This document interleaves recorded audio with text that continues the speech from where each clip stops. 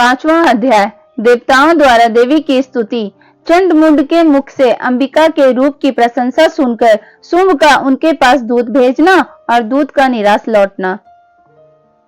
ओम। इस उत्तर चरित्र के रुद्र ऋषि हैं, महासरस्वती देवता हैं, अनुष्टुप छंद हैं, भीमा शक्ति है, भ्रामरी बीज है, सूर्य तत्व हैं और सामवेद स्वरूप है। महासरस्वती की प्रसन्नता के लिए उत्तर चरित्र के पाठ में इसका विनियोग किया जाता है। जो अपने कर कमलों में घंटा, सूल, हल, शंख, मूसल, चक्र, धनुष और बाण धारण करती हैं, शरद ऋतु के शोभा संपन्न चंद्रमा के समान जिनकी मनोहर कांति है, जो तीनों लोकों की आधारभूता और शुंभ आदि दैत्यों का नाश करने वाली हैं, तथा गौरी के शरीर से जिनका प्राकट्य हुआ है, उन महासरस्वती देवी का मैं निरंतर भजन करता हूँ। ऋषि कहते हैं, पूर्व काल में शुंभ और निशुंभ नामक असुरों ने अपने बल के घमंड में आकर सचीपति इंद्र के हाथ से तीनों लोकों का राज्य और यज्ञ भाग्य छीन लिए थे। वे ही दोनों सूर्य, चंद्रमा, कुबेर, यम और वरुण के अधिकार का भी उपयोग करने लगे। वायु और अग्नि का कार्य भी वे ही करने लगे। उन दोनों ने सब देवताओं को अपमानित, राज्य भ्रष्ट, पराजित तथा अधिकारहीन करके स्वर्ग से निकाल दिया। उन दोनों महान असुरों से तिरस्कृत देवताओं ने अपराजिता देवी का स्मरण किया और सोचा, जगदम्बा ने हम लोगों को वर दिया था कि आपत्ति काल में स्मरण करने पर मैं तुम्हारी सब आपत्तियों को तत्काल नाश कर दूंगी। यह विचार कर देवता गिरिराज हिमालय पर गए और वहां भगवती विष्णु माया की स्तुति करने लगे। देवता बोले, देवी को नमस्कार है, महादेवी शिवा को सर्वदा नमस्कार है, प्रकृति एवं भद्रा को प्रणाम है। हम लोग नियम पूर्वक जगदम्बा को नमस्कार करते हैं, रौद्रा को नमस्कार है, नित्या, गौरी एवं धात्री को बारंबार नमस्कार है, ज्योत्सनामयी, चंद्र रूपिणी एवं सुख स्वरूपा देवी को सतत प्रणाम है, शरणागतों का कल्याण करने वाली वृद्धि एवं सिद्धि रूपा देवी को हम बारंबार नमस्कार करते हैं। नैसृति, राक्षसों की लक्ष्मी, राजाओं की लक्ष्मी तथा सर्वाणी शिव पत्नी स्वरूपा आप जगदम्बा को बार बार नमस्कार है। दुर्गा, दुर्गपारा, दुर्गम संकट से पार उतारने वाली, सारा, सबकी सारभूता, सर्वकारिणी, ख्याति, कृष्णा और धूम्रा देवी को सर्वदा नमस्कार है। अत्यंत सौम्य तथा अत्यंत रौद्र रूपा देवी को हम नमस्कार करते हैं, उन्हें हमारा बारंबार नमस्कार है। जगत आधारभूता कृति देवी को बारंबार नमस्कार है। जो देवी सब प्राणियों में विष्णु माया के नाम से कही जाती हैं, उनको नमस्कार, उनको नमस्कार, उनको बारंबार नमस्कार है। जो देवी सब प्राणियों में चेतना कहलाती है, उनको नमस्कार, उनको नमस्कार, उनको बारंबार नमस्कार है। जो देवी सब प्राणियों में बुद्धि रूप से स्थित हैं, उनको नमस्कार, उनको नमस्कार, उनको बारंबार नमस्कार है। जो देवी सब प्राणियों में निद्रा रूप से स्थित है, उनको नमस्कार, उनको नमस्कार, उनको बारंबार नमस्कार है। जो देवी सब प्राणियों में क्षुधा रूप से स्थित है, उनको नमस्कार, उनको नमस्कार, उनको बारंबार नमस्कार है। जो देवी सब प्राणियों में छाया रूप से स्थित है, उनको नमस्कार, उनको नमस्कार, उनको बारंबार नमस्कार है। जो देवी सब प्राणियों में शक्ति रूप से स्थित है, उनको नमस्कार, उनको नमस्कार, उनको बारंबार नमस्कार है। जो देवी सब प्राणियों में तृष्णा रूप से स्थित है, उनको नमस्कार, उनको नमस्कार, उनको बारंबार नमस्कार है। जो देवी सब प्राणियों में शांति, क्षमा रूप से स्थित हैं, उनको नमस्कार, उनको नमस्कार, उनको बारंबार नमस्कार है। जो देवी सब प्राणियों में जाति रूप से स्थित हैं, उनको नमस्कार, उनको नमस्कार, उनको बारंबार नमस्कार है। जो देवी सब प्राणियों में लज्जा रूप से स्थित हैं, उनको नमस्कार, उनको नमस्कार, उनको बारंबार नमस्कार है। जो देवी सब प्राणियों में शांति रूप से स्थित हैं, उनको नमस्कार, उनको नमस्कार, उनको बारंबार नमस्कार है। जो देवी सब प्राणियों में श्रद्धा रूप से स्थित हैं, उनको नमस्कार, उनको नमस्कार, उनको बारंबार नमस्कार है। जो देवी सब प्राणियों में कांति रूप से स्थित हैं, उनको नमस्कार, उनको नमस्कार, उनको बारंबार नमस्कार है। जो देवी सब प्राणियों में लक्ष्मी रूप से स्थित हैं, उनको नमस्कार, उनको नमस्कार, उनको बारंबार नमस्कार है।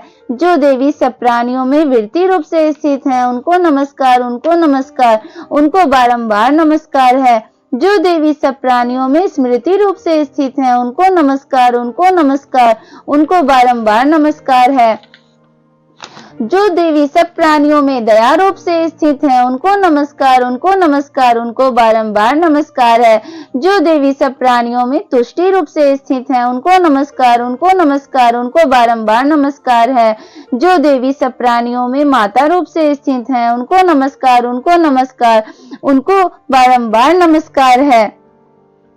जो देवी सब प्राणियों में भ्रांति रूप से स्थित हैं, उनको नमस्कार, उनको नमस्कार, उनको बारंबार नमस्कार है। जो जीवों के इंद्रिय वर्ग की अधिष्ठात्री देवी एवं सब प्राणियों में सदा व्याप्त रहने वाली है, उन व्याप्ति देवी को बारंबार नमस्कार है। जो देवी चैतन्य रूप से इस संपूर्ण जगत को व्याप्त करके स्थित हैं, उनको नमस्कार, उनको नमस्कार, उनको बारंबार नमस्कार है। पूर्व काल में अपने अभिष्ट की प्राप्ति होने से देवताओं ने जिनकी स्तुति की तथा देवराज इंद्र ने बहुत दिनों तक जिनका सेवन किया, वह कल्याण की साधन भूता ईश्वरी हमारा कल्याण और मंगल करें तथा सारी आपत्तियों का नाश कर डालें। उद्दंड दैत्यों से सताए हुए हम सभी देवता जिन परमेश्वरी को इस समय नमस्कार करते हैं तथा जो भक्ति से विनम्र पुरुषों द्वारा स्मरण की जाने पर तत्काल ही संपूर्ण विपत्तियों का नाश कर देती हैं, वे जगदम्बा हमारा संकट दूर करें। ऋषि कहते हैं, राजन, इस प्रकार जब देवता स्तुति कर रहे थे, उस समय पार्वती देवी गंगा जी के जल में स्नान करने के लिए वहां आई। उन सुंदर भौहों वाली भगवती ने देवताओं से पूछा, आप लोग यहाँ किसकी स्तुति करते हैं? तब उन्हीं के शरीर कोश से प्रकट हुई शिवा देवी बोली, सुम दैत्य से तिरस्कृत और युद्ध में निशुम्भ से पराजित हो यहाँ एकत्रित हुए ये समस्त देवता मेरी ही स्तुति कर रहे हैं। पार्वती जी के शरीर कोश से अंबिका का प्रादुर्भाव हुआ था, इसलिए वे समस्त लोकों में कौशिकी कही जाती हैं। कौशिकी के प्रकट होने के बाद पार्वती देवी का शरीर काले रंग का हो गया, अतः वे हिमालय पर रहने वाली कालिका देवी के नाम से विख्यात हुईं। तदंतर सुम निशुम के भृत्य चंड मुंड वहां आए और उन्होंने परम मनोहर रूप धारण करने वाली अंबिका देवी को देखा। फिर वे सुम के पास जाकर बोले, महाराज, एक अत्यंत मनोहर स्त्री है जो अपने दिव्य कांति से हिमालय को प्रकाशित कर रही है। वैसा उत्तम रूप कहीं किसी ने भी नहीं देखा होगा। असुरेश्वर, पता लगाइए वह देवी कौन है और उसे ले लीजिए। स्त्रियों में तो वह रत्न है, उसका प्रत्येक अंग बहुत ही सुंदर है तथा वह अपने श्री अंगों की प्रभा से संपूर्ण दिशाओं में प्रकाश फैला रही है। दैत्यराज, अभी वह हिमालय पर ही मौजूद है, आप उसे देख सकते हैं। प्रभु, तीनों लोकों में मणि, हाथी और घोड़े आदि जितने भी रत्न हैं, वे सब इस समय आपके दो घर में शोभा पाते हैं। हाथियों में रत्नभूत एरावत, यह पारिजात का वृक्ष और यह उच्च सर्वा घोड़ा, यह सब आपने इंद्र से ले लिया है। हंसों से जुता हुआ यह विमान भी आपके आंगन में शोभा पाता है। यह रत्नभूत अद्भुत विमान जो पहले ब्रह्मा जी के पास था, अब आपके यहाँ लाया गया है। यह महापद्य नामक निधि आप कुबेर से छीन लाए हैं। समुद्र ने भी आपको किंजलिकनी नाम की माला भेंट की है, जो केसरों से सुशोभित है और जिसके कमल कुमलाते नहीं हैं। सुवर्ण की वर्षा करने वाला वरुण का छत्र भी आपके घर में शोभा पाता है तथा यह श्रेष्ठ रथ जो पहले प्रजापति के अधिकार में था, अब आपके पास मौजूद है। दैत्येश्वर, मृत्यु की उत्क्रांति नाम वाली शक्ति भी आपने छीन ली है तथा वरुण का पास और समुद्र में होने वाले सब प्रकार के रत्न आपके भाई निशुंभ के अधिकार में है। अग्नि ने भी स्वतः शुद्ध किए हुए 2 वस्त्र आपकी सेवा में अर्पित किए हैं। दैत्यराज, इस प्रकार सभी रत्न आपने एकत्रित कर लिए हैं। फिर जो यह स्त्रियों में रत्न रूप कल्याणमयी देवी है, इसे आप क्यों नहीं अपने अधिकार में कर लेते? ऋषि कहते हैं, चंडमुंड का यह वचन सुनकर सुम्ब ने महादैत्य सुग्रीव को दूत बनाकर देवी के पास भेजा और कहा, तुम मेरी आज्ञा से उसके सामने ये बातें कहना और ऐसा उपाय करना जिससे प्रसन्न होकर वह शीघ्र ही यहाँ आ जाए। वह दूत पर्वत के अत्यंत रमणीय प्रदेश में जहाँ देवी मौजूद थी गया और मधुर वाणी में कोमल वचन में बोला। दूत बोला, देवी, दैत्यराज शुंभ इस समय तीनों लोकों के परमेश्वर हैं। मैं उन्हीं का भेजा हुआ दूत हूँ और यहाँ तुम्हारे ही पास आया हूँ। उनकी आज्ञा सदा सब देवता एक स्वर से मानते हैं, कोई उसका उल्लंघन नहीं कर सकता। वे संपूर्ण देवताओं को परास्त कर चुके हैं। उन्होंने तुम्हारे लिए जो संदेश दिया है उसे सुनो। संपूर्ण त्रिलोकी मेरे अधिकार में है। देवता भी मेरी आज्ञा के अधीन चलते हैं। संपूर्ण यज्ञों के भागों को मैं ही पृथक पृथक भोगता हूँ।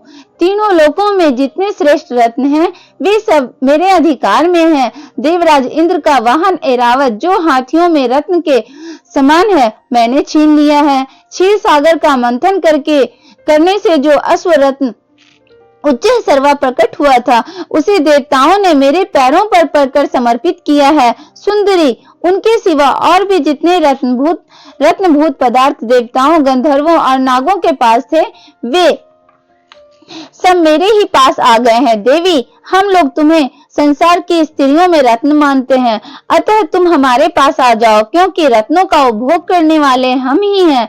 चंचल कटाक्षों वाली सुंदरी, तुम मेरी या मेरे भाई महापराक्रमी निशुंभ की सेवा में आ जाओ, क्योंकि तुम रत्न स्वरूपा हो। मेरा वरण करने से तुम्हें तुलना रहित महान ऐश्वर्य की प्राप्ति होगी। अपनी बुद्धि से यह विचार कर तुम मेरी पत्नी बन जाओ। ऋषि कहते हैं, दूत के यूं कहने पर कल्याणमयी भगवती दुर्गा देवी जो इस जगत को धारण करती हैं, मन ही मन गंभीर भाव से मुस्कुराई और इस प्रकार बोली। देवी ने कहा, दूत, तुमने सत्य कहा है, इसमें तनिक भी मिथ्या नहीं है। शुंभ तीनों लोकों का स्वामी है और निशुंभ भी उसी के समान पराक्रमी है, किंतु इस विषय में मैंने जो प्रतिज्ञा कर ली है उसे मिथ्या कैसे करूं? मैंने अपनी अल्प बुद्धि के कारण पहले से जो प्रतिज्ञा कर रखी है उसे सुनो। जो मुझे संग्राम में जीत लेगा, जो मेरे अभिमान को चूर्ण कर देगा तथा जो संसार में जो मेरे समान बलवान होगा वही मेरा स्वामी होगा। इसलिए शुंभ अथवा महादैत्य निशुंभ स्वयं ही यहाँ पधारे और मुझे जीतकर शीघ्र ही मेरा पानी ग्रहण कर लें, इसमें विलंब की क्या आवश्यकता है? दूत बोला, देवी, तुम घमंड से भरी हो, मेरे सामने ऐसी बातें ना करो। तीनों लोकों में कौन ऐसा पुरुष है जो शुंभ निशुंभ के सामने खड़ा हो सके? देवी, अन्य दैत्यों के सामने भी सारे देवता युद्ध में नहीं अन्य दैत्यों के सामने भी सारे देवता युद्ध में नहीं ठहर सकते, फिर तुम अकेली स्त्री होकर कैसे ठहर सकती हो? जिन शुंभ आदि दैत्यों के सामने इंद्र आदि सब देवता भी युद्ध में खड़े नहीं हुए, उनके सामने तुम स्त्री होकर कैसे जाओगी? इसलिए तुम मेरे ही कहने से शुंभ निशुंभ के पास चली जाओ। ऐसा करने से तुम्हारे गौरव की रक्षा होगी, अन्यथा जब वे केस पकड़कर घसीटेंगे तब तुम्हें अपनी प्रतिष्ठा खोकर जाना पड़ेगा। देवी ने कहा, तुम्हारा कहना ठीक है, शुंभ बलवान है और निशुंभ भी बड़े पराक्रमी है, किंतु क्या करूं? मैंने पहले बिना सोचे समझे प्रतिज्ञा कर ली है, अतः अब तुम जाओ। मैंने तुमसे जो कुछ कहा है वह सब दैत्यराज से आदर पूर्वक कहना, फिर वे जो उचित जान पड़े करें। इस प्रकार श्री मार्कंडेय पुराण में सार्वजनिक मनवंतर की कथा के अंतर्गत देवी महात्म्य में देवी स्तुति संवाद नामक 5वां अध्याय पूरा हुआ।